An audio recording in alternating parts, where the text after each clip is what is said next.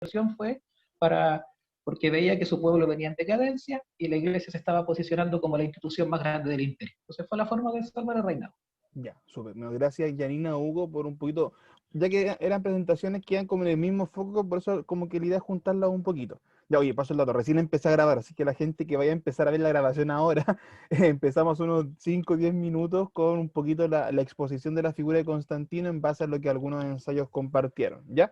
Así que tanto Hugo como Janina, ya hago el resumen para la grabación, tanto Hugo como Janina, desde una visión más bien tanto testimonial de la vida de Constantino, y también un poco basada a su evidencia de un hombre de feo, ¿no?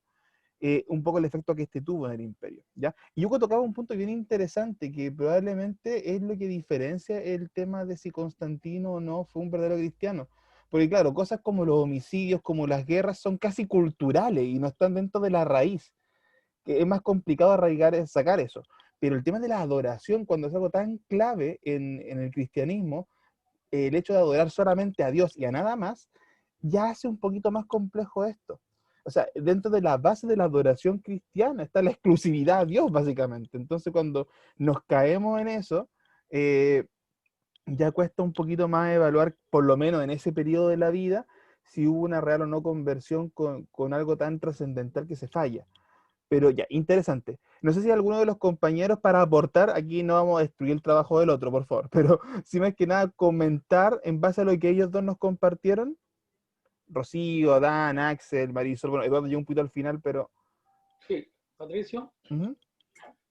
lo que yo rescato, independiente de todo lo que haya pasado dentro de la vida de Constantino, es el hito relevante, ¿no es cierto?, de que desde ese momento se abolió la esclavitud, se abolió las persecuciones y partió el cristianismo a partir de esa fecha.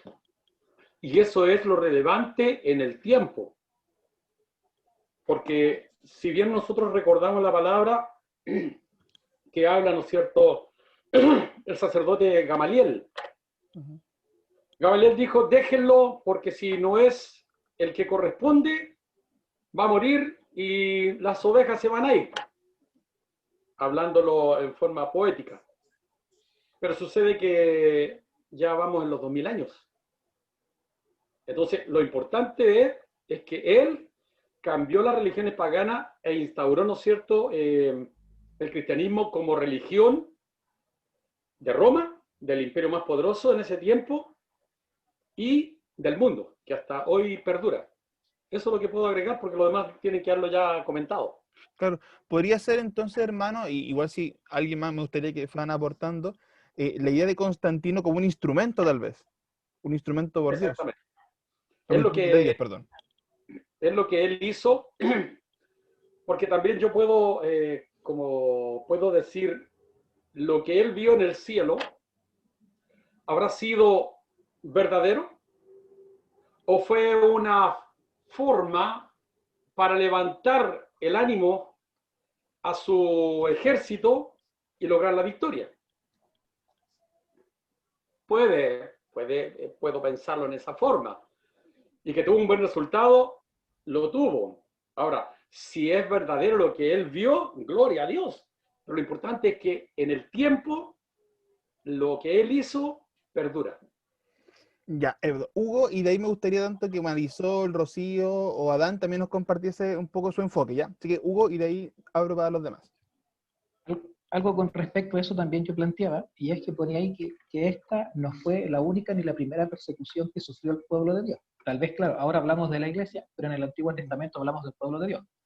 Y lo que yo planteaba es que si nosotros vemos, cada vez que Dios levantaba un libertador tenía un propósito claro. En el caso de Moisés le dice, llévalos al pueblo y que me sirvan. O sea, el propósito no era simplemente sacarlos del sufrimiento, porque sí, sino que era para que el pueblo fuera a servirle.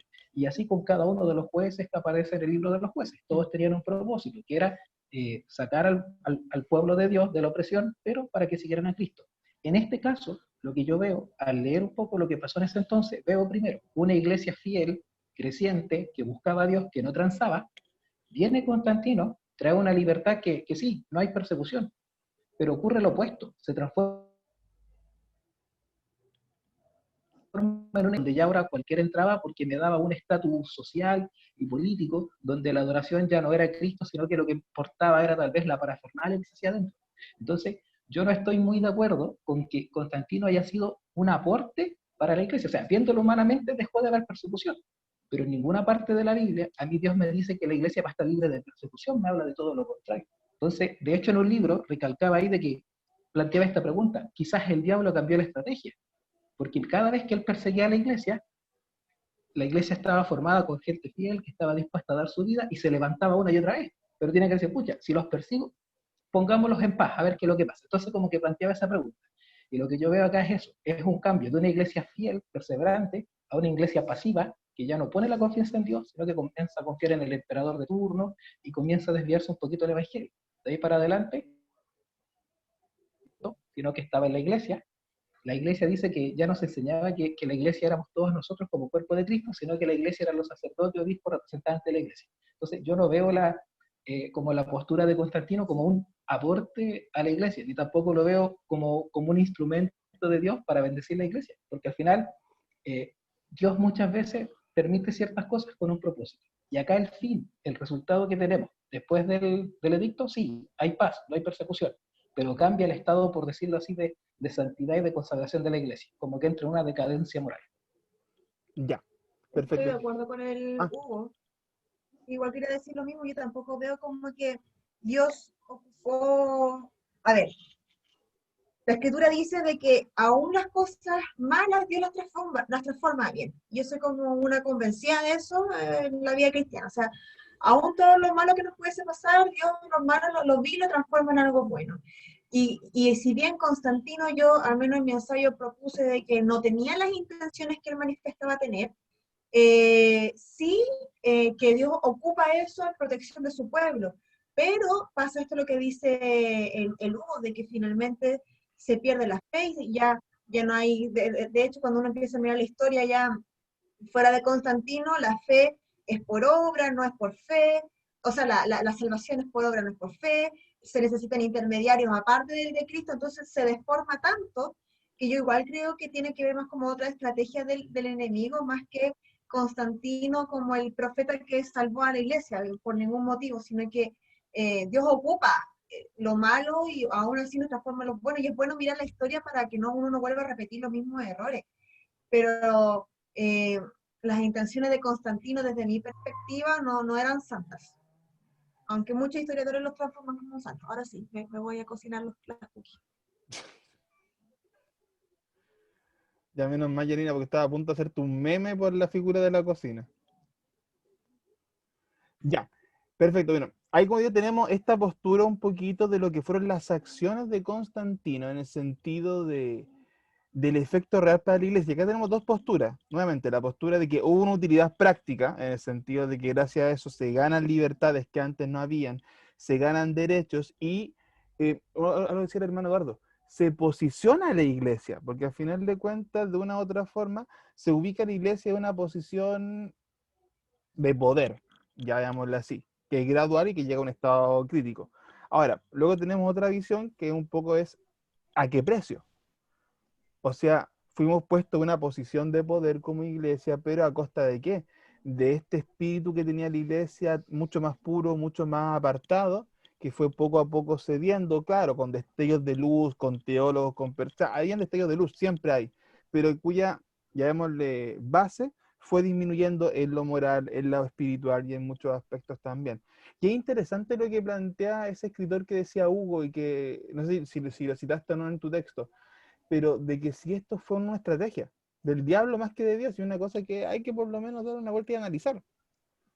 Porque si al final de cuentas, yéndonos a la persecución y a la muerte, no sirve, quién sabe si es una forma distinta de desviar a la iglesia de su propósito. Y es interesante por lo menos incluirlo en el análisis. Ya. Rocío, Marisol, Adán, no sé si quién de ustedes quiere compartir ahora. Sí, profesor, Ya, yo. Rocío. Creo que Constantino, en diferencia de la opinión que dieron, no sé, mi hermano Hugo, mi hermana Janina, esta es una opinión personal, yo creo que sí, Constantino fue un instrumento de Dios con un propósito en su vida, ¿ya? porque ayudó al incentivo y al crecimiento de los cristianos. Yo creo que sin su intervención de él, no hubiésemos conocido quizá la palabra de Dios desde aquel tiempo o más después, más adelante, no sé, porque él, no es cierto, cesó con la matanza, con toda aquella violencia que acontecía con los cristianos. Entonces, yo creo que él fue más bien una luz para los cristianos que estaban en busca de ese auxilio, ¿no? De continuar. Y también lo veo a él como un ser humano, un ser humano de carne y hueso, lleno de errores, aciertos, una persona que en su momento, por conseguir los objetivos que él quiere, llegar donde él quiere llegar,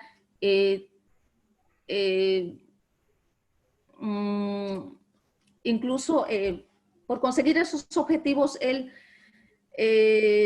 se vuelve un asesino, tanto así un asesino sangriento en las batallas, como también con su propia familia, matando a su hijo, a la familia en sí.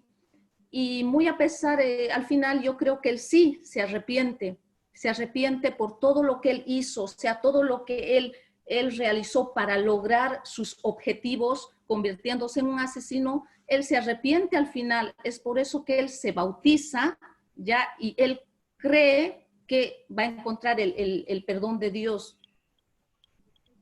Ya, yo lo veo así. Ya, perfecto, ¿no? Y pues digo, la idea de acá es jugar un poquito al contraste. Yo por eso hace rato hacía la pregunta de si esto no podría compararse con la vida de, bueno, uso una expresión que usa mi pastora, del cristiano sancochado, de ese cristiano que como que está como a medio morir saltando y que llega a un punto en su vida donde cambia. También es una interrogante válida. Ahora, sí, y ahí igual yo soy más de la tendencia de ver a Constantino, por lo menos en ese periodo de su vida, más bien un estratega que un creyente, un estratega político. Eh, Ahora, que haya habido revelación o no a su vida y que de una u otra forma esto haya influenciado, por lo menos direccionado a parte de su reinado, es lo debatible. Porque al final de cuentas, efectos hubieron para la iglesia, hubieron consecuencias prácticas, hubieron, y grandes, eso no se puede negar. Ya, pero Rocío, independiente un poco de la opinión de lo que será el tema de antes, en el caso particular de tu ensayo, vamos ahora a salirnos a ver a otros temas. ¿Cuál fue el enfoque que tú elegiste más bien? Si es un enfoque parecido al que hablaban los hermanos o tú te fuiste por otra línea. Bueno, yo tomé algunos puntos así como tomaron los hermanos, ¿no? Pero yo creo que dije un instrumento de Dios, que eso es lo más relevante en lo que yo hice. Él fue un instrumento de Dios, ¿ya? Porque gracias a él es que pudimos conocer la palabra quizá desde aquel tiempo. Ya los cristianos, hubo ese cese a esa matanza. Ya, entonces yo creo que si Dios no lo hubiese usado a Constantino, pues quizá no hubiésemos conocido la palabra desde aquel entonces. Ya, perfecto. Entonces fue un poquito esa misma línea. Como un instrumento de Dios, o sea, me enfoqué más en eso, claro que lo Perfecto. desglosé. Ya, súper. No, obviamente, era más que nada para hacer la conexión. No sé si alguien más tiene para terminar esa idea o avanzamos a otro ensayo. Ya. Miren, acá como... ¿Cómo, por favor? El Adán iba a hablar recién cuando entró ¿Sí? Rocío. Ah, Adán, dale, perdón. Gracias, que no había visto, más que nada para ir pasando a otras personas. Adán, ya, para que nos puedas compartir un poquito de la visión, cómo lo trabajaste. Ojo, recuerden para que no haya tanto problema o duda. A ver, obviamente van a haber diferentes posturas en los ensayos, algunas más parecidas que otras tal vez un poquito más divergentes, y un poco el foco de la revisión tiene que ver en la manera en que usted argumenta, desarrolla ese tipo de opinión. Por eso no me complico, por lo menos si en esta instancia vamos a encontrar temas un poquito distintos, eso va a ocurrir siempre, pasa en un ensayo, así que créanme que es algo súper natural. Y también la idea es que podamos contrastar un poquito esas visiones, que es un poco lo que uno hace cuando estudia historia. Así que tranquilidad, no. Esta es la idea que sea lo más ameno posible en el punto de que podamos compartir esos diferentes contrastes, que ojo, ya nos hemos dado cuenta de que hay contrastes.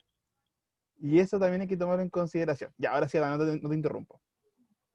Ya. Bueno, yo tomé bueno, título le puse el controversial Constantino. Y primeramente lo abarqué la primera parte, si realmente recibió esta visión divina y si fue dirigido por Dios, Constantino. A lo que yo llegué, que mi conclusión fue que sí fue, que él recibió esta visión, porque igual lo guió en las batallas para seguir conquistando, y fue dirigido por Dios. Hice un símil comparativo, lo hice con Ciro, cuando estaba, que Dios le habla a Isaías y habla de Ciro. Y entonces ahí le da una revelación a Isaías, indicándole que Ciro, que era un rey pagano que no conocía a Dios, iba a conquistar y todas las cosas le iba a dar a Ciro. Y en un símil a Constantino, igual en esta visión le está dando de parte de Dios, que con la cruz, con este signo va a vencer, se lo está dando a Constantino. Y propiamente después también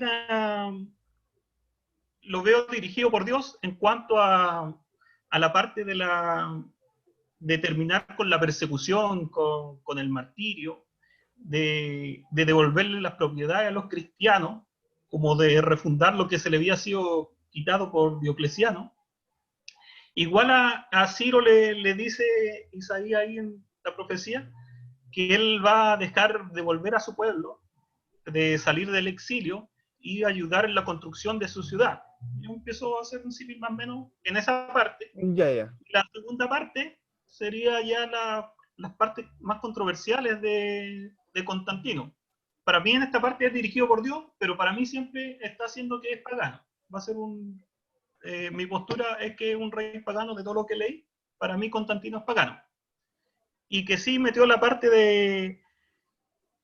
dentro de la iglesia comenzó a meter lo que es el paganismo. Él nunca fue, para mí, cristiano, buscaba su adoración, su exaltación, y tal vez él tenía una visión como de unificar lo que era el Imperio Romano, que estaba dividido en 4. Entonces él tenía como esta visión de unificar, hasta quedar él solo como sumo pontífice de todo el Imperio Romano, y después vio en la religión también, vio en esta parte de religión el poder, la unificación, lo empezó a tomar de esa parte. Entonces, aparte de ser en lo político, el manda más político, se convierte en el manda más de la religión tanto pagana y a la vez cristiana, que se autonombra él, y metiendo cosas muy paganas dentro del cristianismo.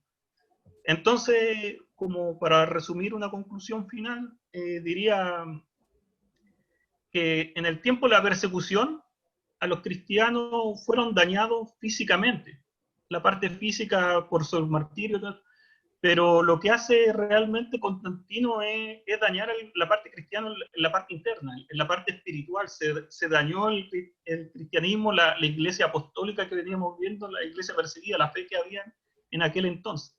Yo creo que en esa parte Constantino la dañó, y así como se ve después la historia, hacia adelante. Y al final planteo la pregunta ¿qué hubiera sucedido si Constantino no realiza estas controversias, estas decisiones? ¿Qué pasaría con el cristianismo hoy en día si él no hubiera hecho estas cosas?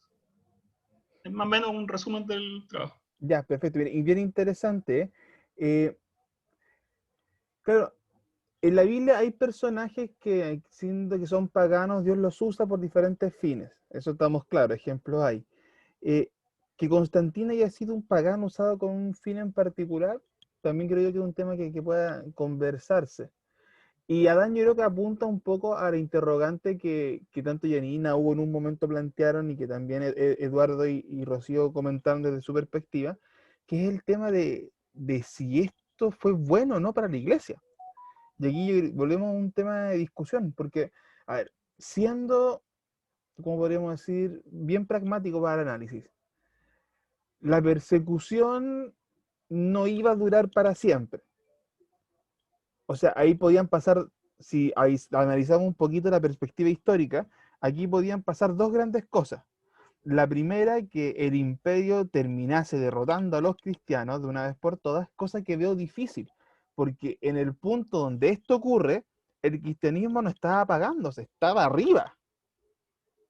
Y como en algún momento debatimos, el hecho de que Constantino haya tenido una madre convertida, ya habla de que habían cristianos en alta esfera, porque al final de cuentas estaban logrando influencia por medio de la conversión. Tal vez todavía no al punto de un emperador, pero habían influencia. O sea, estaba esa opción. Posibilidad uno, la que yo veo así bien humanamente analizando esto, que Roma haya terminado aniquilando el cristianismo, cosa que yo creo que no hubiese pasado, en mi opinión. La segunda gran posibilidad que veo, que implicaba el cese de la persecución, es lo que se iba a dar gradualmente, que era la caída de Roma. No me acuerdo quién lo mencionó, si fue Janina o al comienzo. Roma ya no estaba moralmente bien. Y como analizamos en su momento el aspecto histórico, Roma ya al poco tiempo cayó a nivel militar, perdió provincias, perdió lugares, tenía todas las múltiples batallas y conflictos bélicos que revisamos la vez pasada, por lo cual en algún punto Roma iba a caer, más tarde o más temprano. Por ende, la persecución como tal imperial iba a cesar porque no tenía imperio. Entonces, es interesante analizar los diferentes caminos. Si usted me pregunta a mí, la persecución iba a terminar en algún punto. Como digo, cualquiera de esas posibilidades u otras que no se me esté ocurriendo en este momento. ¿Hay beneficios inmediatos? Claro que hay beneficios inmediatos. Lo decíamos recién, el tema de que la iglesia se instale en una posición de poder, que no es menor. O sea, no es lo mismo hablar en un pasaje que hablar en la plaza pública. ¿Pato? ¿Mm? Pero hay una pregunta. Pero lo que se posiciona en el lugar de poder, ¿es la iglesia de Dios o es una iglesia creada por hombres? Porque cuando yo veo una iglesia que se posiciona en poder, pero ya han sacado a Cristo como cabeza de la iglesia. Y ahora la iglesia pasa a ser quien entrega salvación, los sacerdotes son los representantes de Dios. Entonces, claro, se posiciona una iglesia. ¿Pero qué iglesia? Porque los valores que venían de antes, la intimidad, la comunión, la santidad se Sí, fueron pierden. gradualmente perdiéndose, claramente. Entonces, ¿qué iglesia al final se posiciona en el poder? Es que no, sí, hay como les digo, dame un punto, te doy la palabra, Axel. Es que hay un punto, y eso es relevante. El tema de la persecución, vamos a ver, el tema de persecución, yo creo que iba a pasar, iba a terminar pasando, por a ese motivo, mi opinión personal. Ahora, el tema de que iglesia se sobrepone es lo que hace un tiempo creo que se lo mostraba en una imagen como ejemplo, que la iglesia que había más de Roma o más de Roma o más de la iglesia. Y volvemos a este punto. La iglesia gradualmente, no fue una cosa de un día para otro, fue al final de cuentas involucrándose más en el espacio del imperio, con los conflictos que vimos, y a pesar nuevamente de que habían movimientos, habían luces, si no se puede decir que no. Recuerden que en su momento, cuando veíamos este periodo, hablábamos del tema de llamamos estos defensores de la fe, que defendió la doctrina, justamente, porque habían ataques, habían controversia. Entonces, hubieron personas que mantuvieron, por decirlo así, una fe bien enfocada. E incluso en la Edad Media, que es compleja, también hay personas que mantienen. Entonces, hay una influencia del mundo, hay una influencia de un sistema pagano, de un sistema, llámale, político, económico, hasta podríamos decir del diablo directamente, que se mete en la iglesia y es evidente por los frutos que al final terminamos obviando. Ahora, podría haber tenido otro camino si es que se hubiera tomado la decisión tal vez de no aliarse de la forma que se aliaron con Roma, tal vez haber soportado lo que se venía y haber esperado nomás a cómo evolucionaba el aspecto histórico, es parte de ese debate. Ahora, si tú me preguntas mi opinión personal, ya que es una postura muy, muy íntima, creo que al final una muy buena intención terminó terriblemente mal, y sí fue una alianza con el mundo que no tendría que haber estado. Yo creo que hay cosas que la iglesia no puede transar con el mundo, derechamente, porque funciona a niveles distintos. Y ahí, le digo, para mí, haberse metido a ese nivel de organización y de imperio termina siendo un error. Porque no es solamente decir Constantino libera, o poco a poco va liberando con leyes a la iglesia. Se le devuelven el tema de los terrenos, lo que hablábamos recién, hay una restitución, hay un cuidado hacia ello, hay un conjunto de leyes que les da seguridad a ellos y lo ponen por sobre las otras religiones. Perfecto. ¿Pero eso habría significado meterse en el propio gobierno de Roma? ¿Puedo opinar? Sí, ahora sí, perdón, teniendo la idea, sí, dale. Creo que lo que tú mencionas de que, a ver, en síntesis, los dos puntos que tú mencionaste, en el fondo, nada es para siempre, solamente su palabra, Cristo, es para siempre. Ya, concuerdo completamente. Sin embargo, el pueblo de Dios nunca necesitó de alguien para irse a la idolatría. Ellos pueden estar solos y se van a la idolatría solitos. Entonces, pienso de que si bien los reinos iban a caer, la persecución en un minuto iba a cesar por X y razón, creo creo que como piensan bueno, la mayoría, bueno, no sé si la mayoría, que sí Dios utilizó a este hombre, que era pagano, o no creyente, por decirlo de una manera, con un propósito en particular. Porque si bien en los tiempos de persecución y de paz se iban dando, bueno, el pueblo de Israel, el pueblo de Dios, un montón de imperios medo-persas lo tomaron, lo conquistaron, después se iban, y así se la llevaban. A lo que quiero ir es que creo que a ver, que el cristianismo se haya metido en la parte de la política, en la parte como sociocultural ya con el Imperio Romano, creo que fue bueno. A ver, ¿por qué lo digo? Porque si lo ven, por ejemplo, no es que en la parte moral menguó, muchas veces solitos les pasaba al pueblo de Israel. Entonces uno lo puede pensar, oye, pero entonces cuando estás en paz, solito te vas a perder como los valores cristianos, o siempre tienes que estar en persecución.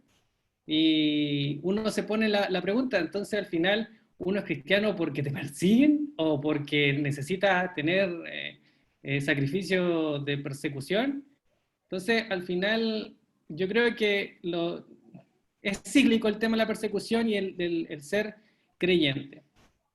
Pero involucrarse en esta área o darle esa tranquilidad o ese empoderamiento no depende tanto de un hombre, sino que también de los mismos cristianos, que haber hecho filtros, ¿cachai?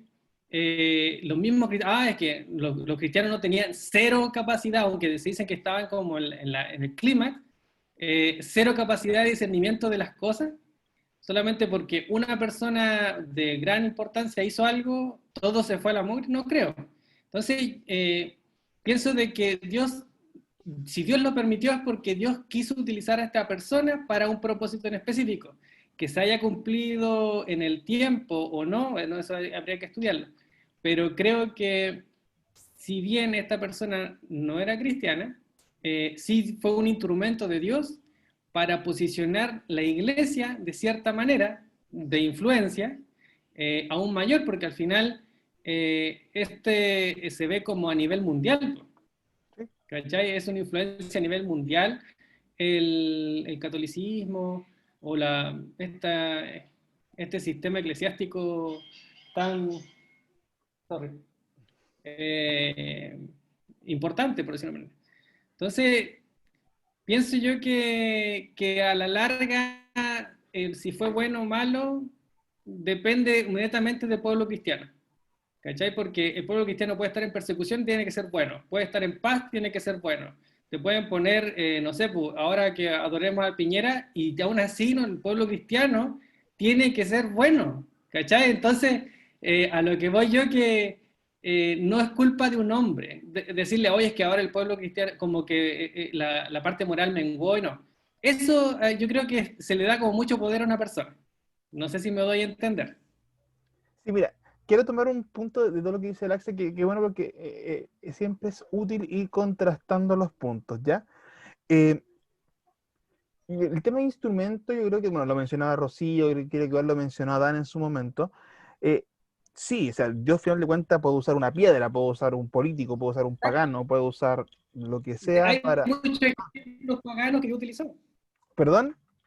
Hay muchos ejemplos de personas que no eran creyentes que Dios utilizó. Sí, no, totalmente. Por eso digo, yo creo que en ese sentido no hay discusión. Ahora, el Axel puso un tema que no es menor y no lo había escuchado en el debate, así que debo mencionarlo, que es el tema del discernimiento. Porque claro, al final de cuentas, como iglesia es decir, oye, nos están ofreciendo esto, la cosa como que va para este lado. ¿Corresponde? ¿No corresponde? Señor, guíanos, ¿por dónde va esto? Porque es innegable que la iglesia tuvo un cambio radical desde el 313 en adelante, que fue gradual, pero que un cambio que se fue notando. O sea, de repente vivimos en un ritmo de vida de persecución, un ritmo de vida de muerte, en un ritmo de vida de esconderse, y hay un cambio radical que se va dando. O sea, eso obviamente a uno lo desestabiliza en el sentido de que, oye, ¿qué pasa ahora? Entonces, el discernimiento del pueblo también es relevante acá, pues, de la iglesia en ese momento. Porque de una u otra forma fueron tomando decisiones que les trajeron ventaja en ciertas áreas y desventaja en otras áreas. Volvemos al punto, innegablemente el inicio con Roma le permitió a la iglesia hasta el día de hoy tener una posición, buena, mala o no, y es debatible, pero la posición la tiene. Besito, yo por eso hablaba de un parasitismo social. Y que finalmente Roma parasitó a la iglesia. Evidentemente estoy de acuerdo con Axel, no es por culpa de Constantino como única persona, porque para parasitar necesitas a una persona dominante y otro grupo que permita ser parasitado, ¿me entiendes? O sea, hay una entrega de poder aquí.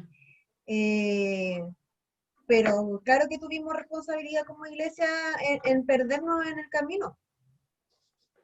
Pero también insisto en el parasitismo que ocurrió por Constantino. Dale, perfecto. Hugo va a comentar algo y de ahí Sí. después quiero escuchar a Marisol. Sí, lo que pasa es que también hay que considerar que lo que provocó, una de las cosas que provocó Constantino es que de alguna forma también la iglesia se llenara de gente que no creía en Dios, po, que se incorporaba a la iglesia simplemente por buscar un lugar social, por los beneficios. Claro, o sea, la iglesia tal vez tuvo que ser un poco más precavida, pero también generó eso. O sea, sí, acá la iglesia tuvo responsabilidades, pero como lo que estamos viendo fue qué es lo que provocó Constantino, claro, una de las cosas fue que todo el mundo ahora quisiera ser cristiano, no porque sintiera una fe, un respeto, un amor por Dios, no, sino que simplemente quería ser cristiano porque esto me daba estatus. Y eso también tiene que haber contribuido a que la caída de la iglesia tal vez fuera mucho más rápida.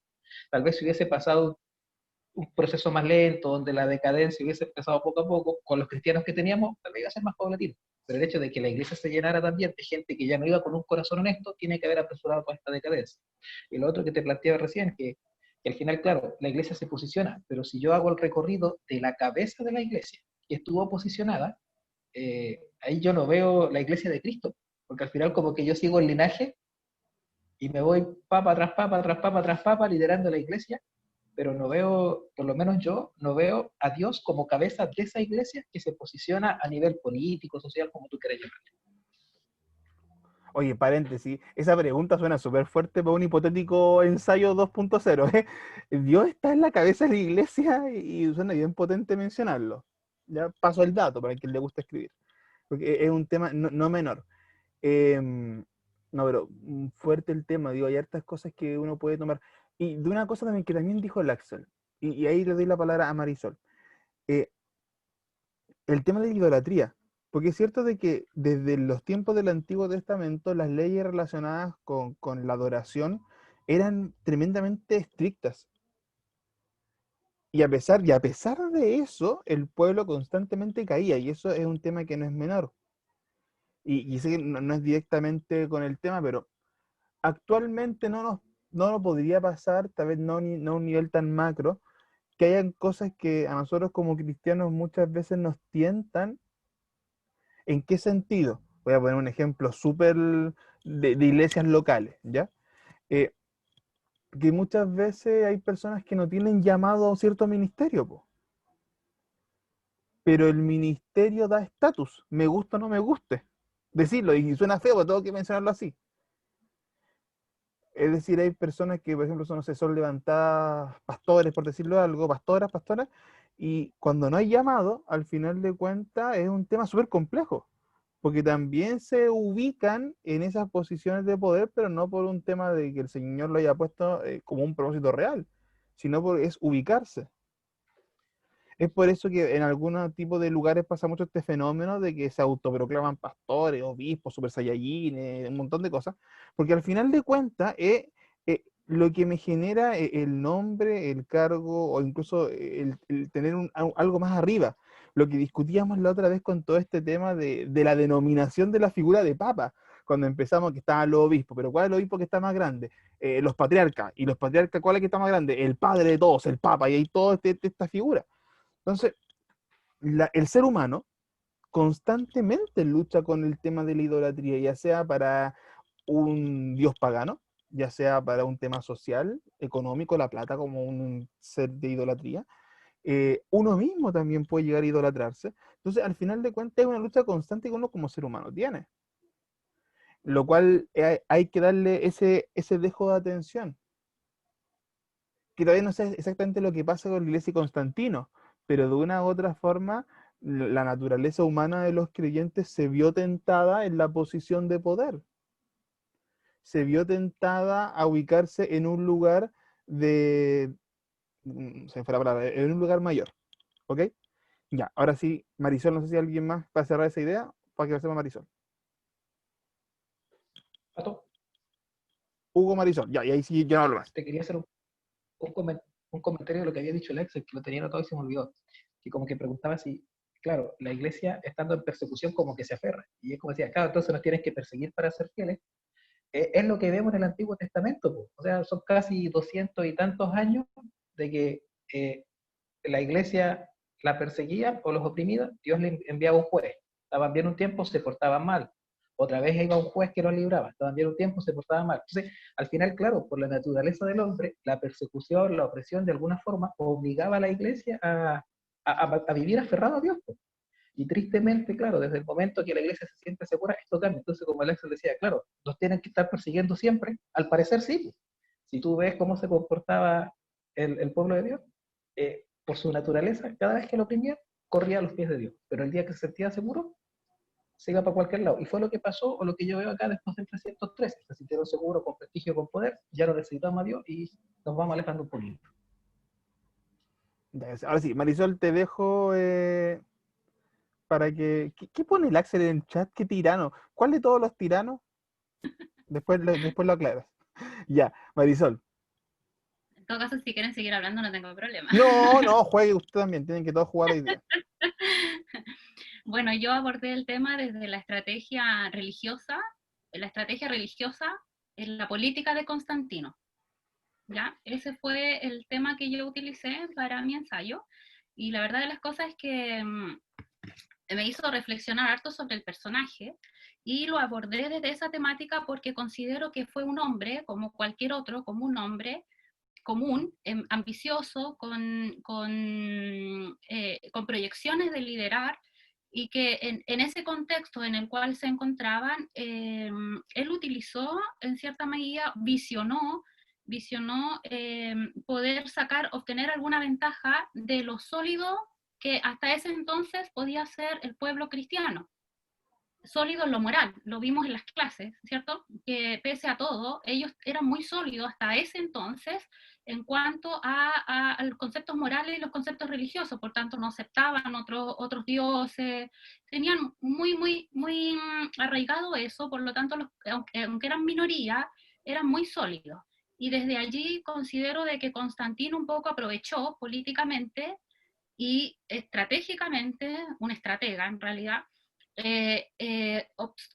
utilizó, digamos, eso, a un autor lo dice como el cemento, para poder construir su imperio, ¿cierto? Entonces, yo me relacioné o me dediqué el tiempo a desarrollar únicamente en eso y sus ramas, en ese tema, y creo que pude llegar a comprender o a entender un poquito que claro, Constantino fue un hombre con habilidades muy importantes personales y de liderazgo. que conjugaron con su ambición, con sus objetivos de poder, ¿cierto? Él visionaba ser el más grande soberano de Roma, y lo consiguió, ¿cierto? Una Roma unificada con una única autoridad soberana que era él, y para ello utilizó la religión. Creo que la religión, creo que para él la religión fue una ayuda, él generó una alianza estratégica, entre comillas, para poder cumplir sus objetivos a través de ellos. Y los compensa en cierta medida con todas estas cosas que en el fondo él les entrega a cambio de su lealtad. Desde allí lo fui configurando, ¿cierto? Entonces, en el fondo compró un poco la lealtad de ellos y desde ahí fue consolidando su imperio. Más allá, creo que fue una figura interesante en la historia porque es muy controversial. Hay muchas opiniones respecto de él, si fue cristiano, si no fue cristiano, si fue un medio o no, si lo que hizo estuvo bien, estuvo mal, cuáles fueron las consecuencias, lo positivo y lo negativo que dejó. Entonces, no hay una visión clara respecto de él. Los autores hablan, pude indagar que diferentes visiones. Pero en mi ensayo creo que quise dejar claro de que él utilizó la religión para poder conseguir sus fines, y que su fin era constituirse en un líder máximo, y además que su descendencia pudiera llegar a la, digamos que, a la sucesión, ¿cierto?, de poder. Creo que también mencioné algo respecto de su conversión, porque creo que efectivamente él no se convierte como cualquier cristiano hoy día entiende que es lo que es convertirse a Dios o al Evangelio, o entregarse a Dios en santidad, etc. Sino que él, estuve averiguando a diferentes autores y ahí decían algunos que es lo que me llamó la atención y tomé yo, que a él le prometieron, la religión cristiana le prometió que si se bautizaba iba a ser limpiado o iba a ser absuelto de todos sus crímenes, o sea, de todas sus aberrosidades o pecados que había acontecido, y él por eso la tomó, o sea, sigue como en esa línea, como, claro, o sea, si aquí me salvo, no tengo nada que perder, pero creo que como cristiano, no, quizás simpatizante, quizás una persona que le atraía, ¿cierto?, esto, pero en el fin de cuentas él nunca dejó de adorar a su dios Sol, a lo que la trayectoria familiar él tenía, paganismo que habla el hermano Adán, que habla usted también, y eso, o sea, ahora también hago preguntas de reflexión y algunas preguntas como si realmente esto fue positivo para la iglesia, porque escuché a mi hermano Eduardo que, si bien es cierto, y hay varios, en realidad mencionan de que efectivamente hubieron beneficios para la iglesia de aquel entonces, pero también la iglesia de aquel entonces no solo tuvo beneficios, sino que también esto trajo, el autor Hulbert habla de una maldición, ¿cierto? Si tal vez esto también fue una maldición para la iglesia, en el sentido, quizás como lo que aborda el hermano Hugo, la hermana Janina, que no estuve desde el principio, en el sentido de que también esto arrastró una contaminación en la iglesia. Ya a lo mejor se perdió el foco en lo que dice mi hermano Hugo, de que ya si Cristo estaba como centro de la iglesia o no, o sea, ellos renunciaron un poco a lo que venían o a lo que tenían desde la institución de la iglesia con Cristo. De ella se pierde, o sea, es como que, yo lo menciono en mi ensayo, que es como que hay un antes y un después para la iglesia después de esta intervención, o sea, claramente yo veo así, un antes y un después. La iglesia era cristocéntrica hasta ese entonces, y luego de ahí se fue contaminando, fue adquiriendo matices políticos, y el poder fue generando en ellos, esa semillita fue creciendo y fue germinando en ellos una ambición también, y como decían mis hermanos, o sea, ya el cristiano no era cristiano solamente porque buscaba a Cristo o confiaba en Dios o quería buscar la santidad, sino que por algunos otros beneficios como el poder, como lo mismo que los que pertenecían al clero tenían muchos beneficios, o sea, muchas regalías, que era interesante también ser cristiano para obtener a ello. Entonces creo que desde ahí yo lo enfoqué de esa estrategia política y también pregunto en mi ensayo si acaso realmente eso es una buena decisión o no, como pregunta abierta. Y también expongo que si vemos en el texto bíblico, o sea, en la Biblia, en la Sagrada Escritura, vemos que todo esto que ustedes mencionan, que realmente el pueblo había sido esclavo, ha pasado por diferentes situaciones a través de la historia, pero vemos también que si Dios quiere libertar a un pueblo, si Dios quiere engrandecer a su pueblo en particular, Dios utiliza medios que reconocen la soberanía de Dios y no del hombre. Yo particularmente me enfoco ahí. Cuando la soberanía de Dios se reconoce, es de Dios. Y cuando la soberanía del hombre se deja fluir. Y en este caso, o sea, perdón que sea así tan tajante, pero en el informe yo hago abro como No, esta hermana, pregunta pelé nomás, se nos ocurre. y finalmente, digamos, concluyo en eso. O sea, en realidad, claro, podemos ver miles de beneficios, pero es que realmente nos contaminamos, pues perdimos la esencia. Y entonces yo pregunto, ¿y dónde quedó la espiritualidad de la iglesia después de eso, hermano Patricio? Ya. Miren, la hermana Marisol toma, bueno, yo ya he revisado un poco su avance, porque como les dije, habíamos tenido el tema por la tutoría el fin de semana, algo ya había revisado con anticipación. Y es interesante, claro, porque el enfoque de ella va un poquito más en la línea más de la estrategia política, más que de la figura en sí de Constantino. Y lo cual igual es una dirección que es bueno como darle ese como giro. A ver, no es extraño, y eso ocurre hasta el día de hoy, que hayan estrategias políticas que vayan más en el interés de quien la usa. Y eso no es novedad. O sea, aquí no estamos descubriendo el agua tibia. O sea, hay cosas que siempre han ocurrido y van a seguir ocurriendo, que es parte de cualquier movimiento político de cualquier tipo. Y eso hay que tenerlo súper claro. Hoy pasa. Hoy pasa. Uno ve las franjas políticas de cualquiera de las dos opciones y obviamente usar los elementos que yo tengo, hablando Chile, rechazo apruebo, por ejemplo, cualquiera de las dos franjas utiliza elementos ya sea publicitario, de información o desinformación, figuras X, atendiendo lo que ellos están viendo que es más atingente a su grupo central. Y eso ha ocurrido siempre. Yo admito que tengo un hobby de ver las franjas porque me entretiene mucho. Eh, y es muy simpático, porque bueno, voy a hacer para que vean el tema de la estrategia. Estrategia 1. Casi no hay políticos en la franja. Aparecen muy pocos. Y los que aparecen son como los que están más o menos bien vistos. Así, pero a poquitito. Ya no es como antes cuando uno veía a los políticos hablando en las franjas por a veces de cosas. Sí cambia porque hay una estrategia que está más enfocada en la gente que en la clase política, por un tema de apreciación y todo eso. Vale. Y así el uso de diferentes personas de uno u otro sector político. Acá es lo mismo, cualquier estrategia política, incluyendo esta, usa los medios que tiene para potenciar al final de cuentas su opción.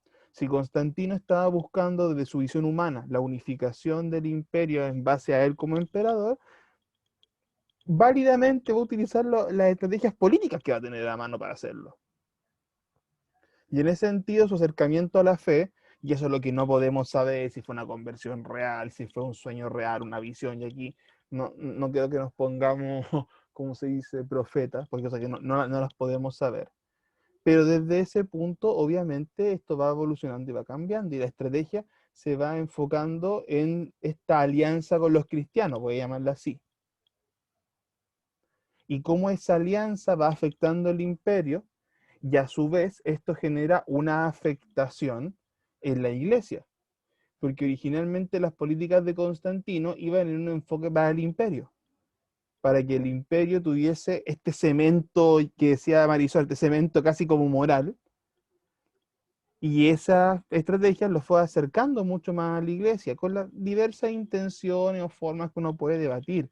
Si fue un convertido que tuvo falla en su camino, que se arrepintió al momento final, como ojo, puede pasar.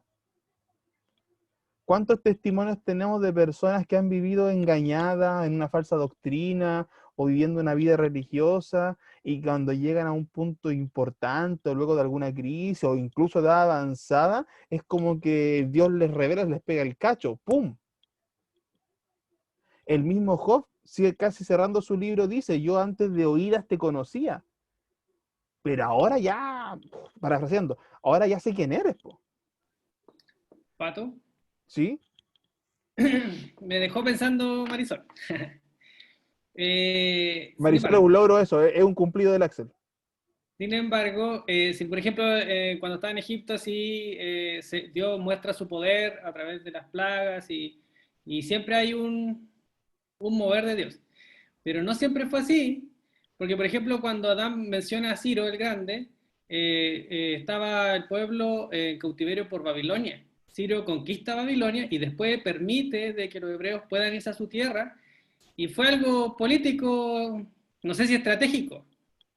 Y, ese es un mecanismo para la tierra.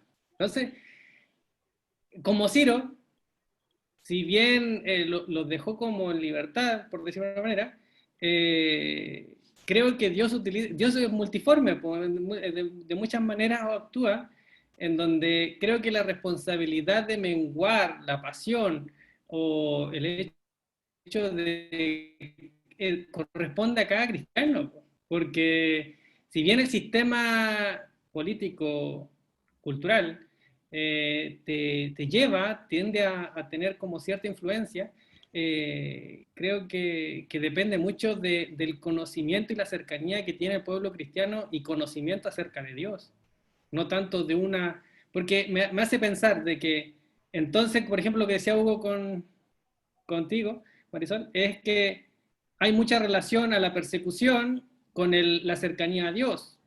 Y la paz se da como la sensación de que la paz da pie a alejarse de Dios. Cuando la paz es algo bueno, no tanto la aflicción, entonces creo que los tiempos de paz, los tiempos de aflicción son necesarios, ambos. Porque en ambos uno conoce distintas facetas de Dios. Entonces, creo que cuando tú estás en paz, creo que es la parte donde el cristiano tiene que aferrarse más a Dios, porque es cuando estás acercándote a Dios por amor, no por una necesidad. Entonces, por ejemplo, lo que decía Hugo, cuando se acercan a Dios en aflicciones por necesidad, no por una decisión, oye, ¿sabes qué? Bueno, uno siempre va a estar necesitando a Dios, pero no con riesgo de vida. La necesidad urgente. Claro, no necesidad de urgencia de vida, porque uno puede estar, siempre va a necesitar de Dios. Pero acercarse a Dios de forma genuina, de forma así en paz, en forma, oye, porque yo quiero acercarme a Dios, ese yo creo que más le agrada a Dios que, Señor, sálvame la vida, o Señor, estoy pasando por esto, o yo creo que en persecución muchos martirios fueron así, ellos daban su vida por Dios por amor, yo estoy claro en eso. Pero cuando estás en paz, cuando no ocurre eso, creo que también se demuestra el amor a Dios, acercándote, porque puedes hacerlo, libertad. No sé si me doy como a entender. Creo No. que si bien es un punto muy válido, pero no deja de ser el otro. Amén. Los los medios que utiliza Dios son de su potestad. Por lo tanto, no podemos decir si Constantino al final, el hecho de haberse convertido al cristianismo a último tiempo, porque hoy en día existen muchos cristianos que están asistiendo a la iglesia y llevan años y aún no se han bautizado. Ahora también puedo comparar, por ejemplo, el caso del delincuente en la cruz con Jesús. Si eres tú Dios, salvo. Entonces, si a él le contaron de que sus pecados iban a ser perdonados de todo lo que pasó y si eso me salva, gloria a Dios. Entonces, ¿cómo actúa el Señor, no es cierto, en cada una de las personas? Ese es poder de Él. Exacto. Y no hay otra cosa. Si que no, que el diablo hizo esto, que el diablo acá, no. Las cosas Dios las maneja a su libertad. Y cuestionar si fue o no fue un buen cristiano, si se aprovechó de su liderazgo, ¿no es cierto? Pero hay cosas buenas que hizo. Sacó, ¿no es cierto?, la iglesia de Roma, la sacó y la plantó en Constantinopla, eliminó el paganismo, que obviamente después, ¿no es cierto?, la gente todavía viene con un paganismo arraigado, entonces es muy difícil cambiarlo.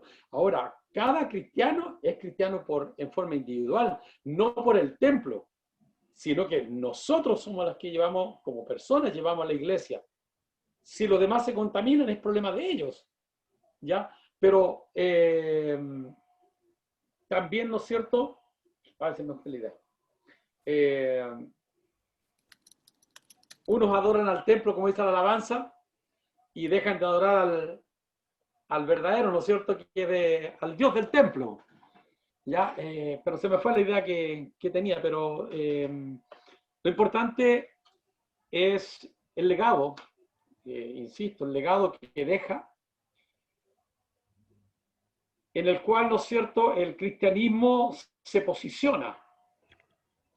Hoy en día también la iglesia está posicionada dentro del mundo, pero esa iglesia que sacó, ¿no es cierto?, Constantino lo sacó de ese tiempo y permanece la iglesia de Roma con el paganismo que existe hoy en día. Han pasado 2000 años y seguimos lo mismo. Y antes de 2000 años, ¿no es cierto?, viene el paganismo. Hasta el mismo de Aarón, ¿qué es lo que hizo? Habiendo conocido el poder de Dios, ¿qué es lo que hizo? Haznos un becerro para adorar a Dios. Cuando había gente que realmente adoraba a Dios. Y otros no, venían con el paganismo, ¿no es cierto?, de Egipto, de adorar a Dios. O sea, inclusive en estos tiempos, no es necesario de que estemos en la iglesia en la cual adoramos a dioses, porque hay figuras, ¿no es cierto?, que la gente se postra, besa los pies de un Cristo, de una imagen, de vírgenes, etc. Pero también hay un pequeño o una gran cantidad, quizás, que adoramos a Dios en forma verdadera. Y hay gente que también, por ejemplo, adora el dinero, adora las cosas materiales. Entonces es muy difícil poder cuantificar realmente cuántos somos verdaderos cristianos. O sea, da para, este tema de Constantino tiene muchos matices y da para pensar mucho, mucho. Y ninguno de los que estamos acá, ni los millones que vayan a estudiar a Constantino, nunca vamos a llegar A una a la conclusión. cúspide. No estamos claros. Nunca, a un punto. Así que, digamos eso. Sí, no, obviamente aquí, como lo dijimos en un momento, este es un ejercicio, y de hecho me alegra mucho el ejercicio. Yo pensé que iba a ser más corto. Tenía expectativa de que iba a ser mucho más breve, pero me agrada que hayamos deambulado en tantas direcciones.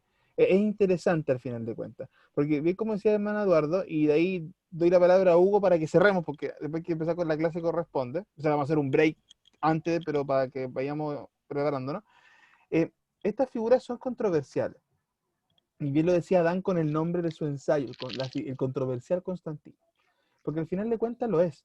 No sé si alguno de ustedes hizo el ejercicio, por ejemplo, de leer a algún historiador católico que hable de Constantino. Y en general los católicos tienen una visión, gracias Yamina, en general los católicos tienen una visión muy elevada de Constantino. Porque también tiene que ver mucho de la postura y del posicionamiento y todo lo que hemos hablado. Entonces, hablar de Constantino es hablar desde el cristianismo, es hablar desde la política, es hablar desde Roma, es hablar desde el aspecto histórico, es hablar desde el avance que él tuvo en la generación de derechos civiles, porque al final de cuentas se plantea el inicio de un cambio en Roma, bien grande, porque Roma tenía todo un historial en base a la esclavitud, en base a temas de violento, en base a paganismo mezclado. Entonces, es un hecho que es abordable de un montón de lados. Y al final de cuentas, es cierto, nunca vamos acá a resolver el misterio si Constantino fue un cristiano en el momento de su conversión con la visión de antes de la batalla del Puente Milvio, o se hizo durante el proceso, o al final, un poco siendo el ejemplo del ladrón de la cruz que decían recién, se convirtió a la última porque se dio cuenta, o al final nunca lo hizo. Y es un tema que obviamente está en la potestad de Dios saber cómo fue eso. Pero, va a ver las obras. ¿cómo? Va a ver las obras que hizo Constantino también, buenas y malas. Claro, o sea, ahí... La balanza. No, por lo mismo, sí, ahí tenemos toda una cantidad de cosas para analizar que es importante. Yo creo sí, y ahí Hugo te cedo, de que para bien, para mal, por las diferentes direcciones, y esto es una opinión muy personal, sí este es un punto clave en la historia de la iglesia cristiana, y por eso de hecho que ya quisiéramos el trabajo en este punto, o por lo menos este trabajo en este punto. Porque con todas las controversias y con todas las visiones que, como se dan cuenta, hemos compartido hoy día, este mismo, llamémosle, esta misma telaraña de cosas es la que la iglesia tuvo que ir sorteando hasta el punto que conocemos Se te hoy en día. pegó. ¿Es un punto clave? Sí. Ya, ahora sí, Huguito, te doy el pase a ti para que hagamos break y ahí vamos a hacer la pausa. De mi parte, en ningún momento ha estado el cuestionamiento de que si Constantino fue o no fue salvo. Lo que nosotros analizamos fue durante el momento en ese entonces no conocía a Cristo. Porque, ¿me escuchan? Ya, porque de hecho cuando él inaugura la ciudad de Constantinopla, lo hace también con ritos paganos. Entonces, y eso fue después de lo que ocurre en el año 303, entonces no había cortado con el paganismo. Y lo otro que me pareció muy interesante fue lo que nombró Marisol, de que al final tiene que ver a quién se habla de lo que Dios hizo, versus lo que yo veo en la obra de la liberación que hizo Dios con Moisés, o con los distintos jueces, que uno cuenta la historia desde la perspectiva del milagro y de cómo Dios se glorificó en ese momento. En el caso de Constantino se habla de que Constantino le abrió la puerta, Constantino después tomó la iglesia y tomó el lugar, pero no hay un Dios, ¿está? Sino que es las decisiones que él tomó.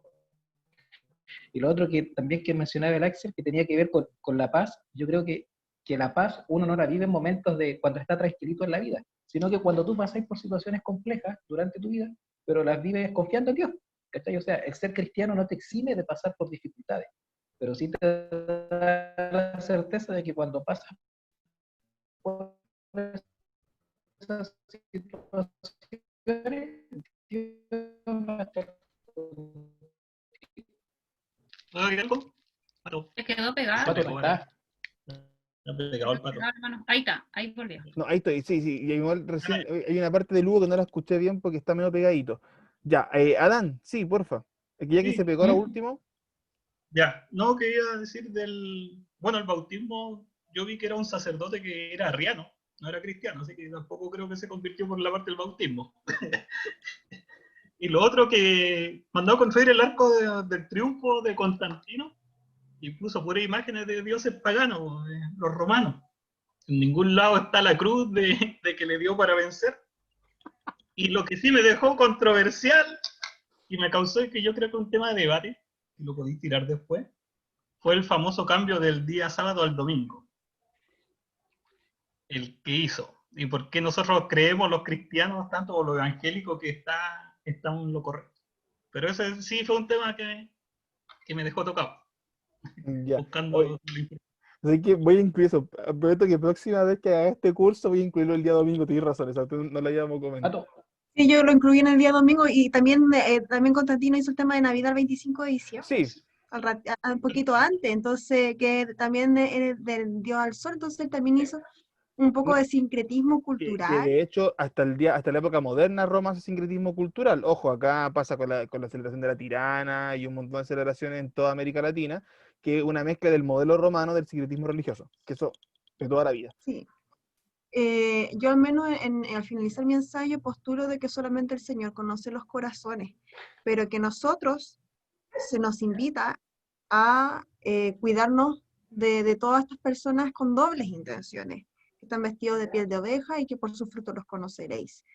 Y ahora, si él se arrepintió al final, no se arrepintió al final, yo no sé si alguien habrá hecho un ensayo en relación a eso, pero como decía Hugo, al menos tanto el ensayo de él como el mío se refiere a si las motivaciones del edicto de Milán eran de base espirituales o eran intereses políticos.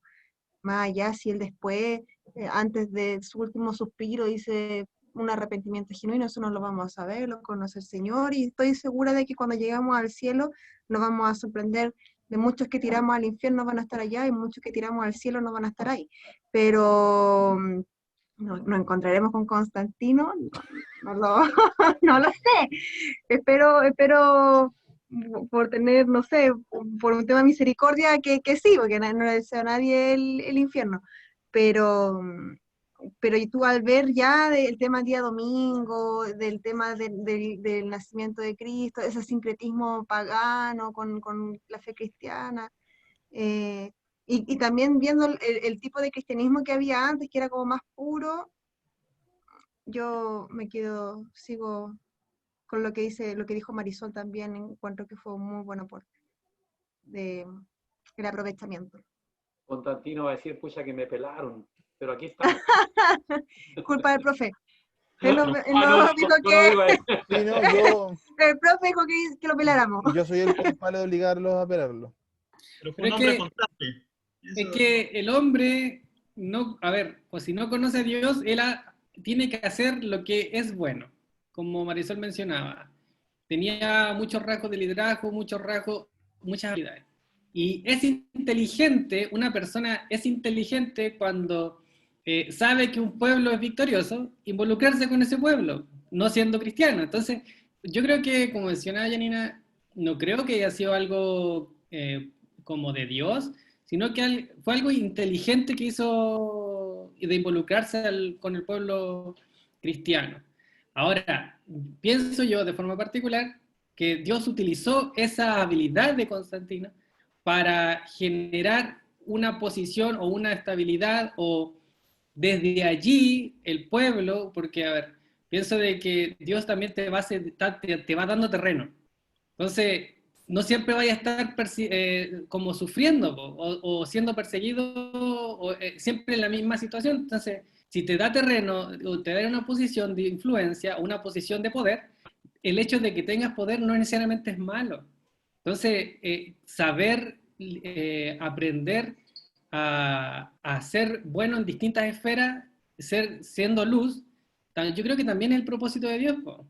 ¿Cachai? Porque no siempre vaya a estar ahí como en el filo del sufrimiento, de la muerte, para estar bien con Dios o con un cristianismo más puro. Yo creo que el fuego purifica, estoy de acuerdo. La aflicción, la persecución te va limando. Pero cuando tú estás en otras esferas como ya de paz, cuando es un acercamiento genuino hacia Dios, en donde uno empieza a adquirir ciertos poderes o ciertas esferas de influencia, o por ejemplo que haya llegado como al poder de un César, un poder de gobernante, una persona cristiana, ¿cuánta influencia pudo haber generado? ¿Cachai? Entonces, pienso yo de que también Dios te va dando terreno en distintas áreas, no te mantiene siempre en una. Así es. Ya, y abusando del poder que Dios me ha dado para cortar la clase. No, hermano, mire, porque si no se nos va a hacer demasiado extenso y de hecho me alegra mucho porque de verdad, y no es por menospreciar, pero uno siempre dice que estas cosas son más bien como de trámite. Y no, ¿sabes qué? No fue un trámite. Creo que salió un tema bien interesante, reflexiones que hacen bien al final de cuentas a la asignatura. Vuelvo al punto que dije al comienzo del semestre. Enseñar historia de la iglesia no es solamente enseñar fechas y datos, es también hacer una reflexión constante de cómo Dios ha permitido que se mueva la iglesia hasta el punto donde estamos hoy, hasta el punto que más avanzado podamos llegar. Y hacer este ejercicio es justamente eso, es analizar, es aprender, es desmenuzar, es también ver cómo aplicamos esto a nuestra realidad.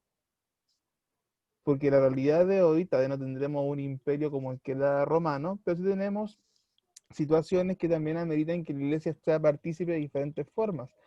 Axel decía algo bien cierto al final de cuentas no podemos esquivar o no podemos evitar estar en diferentes lugares. Algunos tal vez con un alcance mayor, otros con un alcance más acotado, otros de diferentes niveles. Entonces es saludable hacer este ejercicio. Es saludable ver del resultado de su ensayo, por ejemplo, y de lo que hoy día hemos conversado. ¿Qué elementos son aplicables en nuestra realidad, en nuestra vida personal como creyentes, primero que todo? Porque al final de cuentas, como lo que decía el hermano Eduardo, al final nosotros estamos primeramente en la intimidad con el Señor, estamos en esta primera relación, y también cómo esto es aplicable a nuestra realidad eclesiástica. Y ese es parte del ejercicio que es necesario hacer para la asignatura y para sacar el mayor provecho que podamos. Ya, hermano amado, no sé qué están hablando de la comida de la Yani. Si va a tener que mostrar las galletas después en el siguiente bloque. Ya, hermanos, Son las 21:27, 21:37 comenzamos. Ya, vamos a comenzar el tiro con la clase que viene. No voy a hacer un repaso tan grande para que aprovechemos el tiempo, ¿ok? Así que 10 minutitos, vamos y volvemos. Voy a dejar la grabación parada acá y después voy a empezar otra grabación. Voy a subir esto por 2 partes separadas, ya porque este debate es como bien interesante, más bien como algo general, o sea, algo específico. Entonces lo voy a subir hoy día los 2 videos por separado. Uno del debate y uno de lo que viene después, ¿ya? Así que eso, vamos al